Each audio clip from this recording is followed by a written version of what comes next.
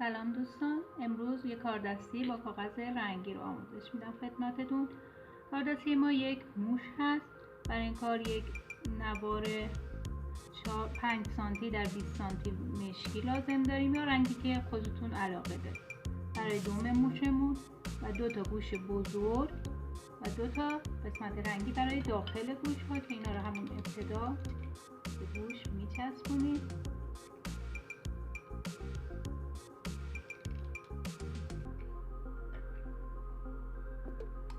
3 تا نوار سفید رنگ میخوایم به عنوان سیبیل موشمون استفاده کنیم و یک دایره برای بینی.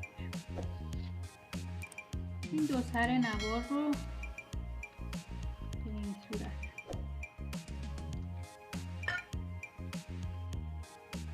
روی هم دیگه میچسبونیم.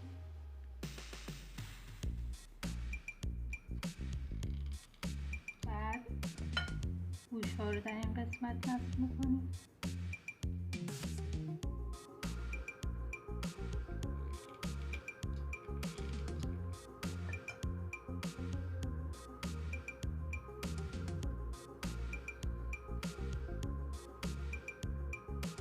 حالا نوبت چشم ها هستش.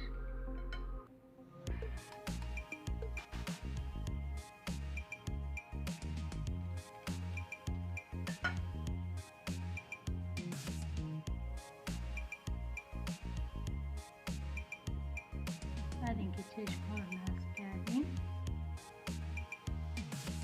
سیبیل موش رو به صورت ضربدری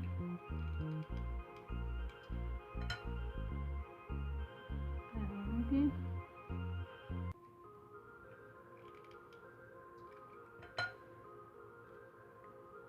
و آخریش رو روی اون دوتا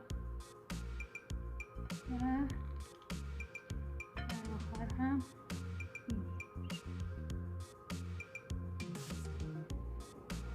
این نوار رو که به عنوان دوم انتخاب کردیم میتونید دور یک کاغذ بپیچیم و این صورت موجدار میشه و این رو اینجا نصب بکنید.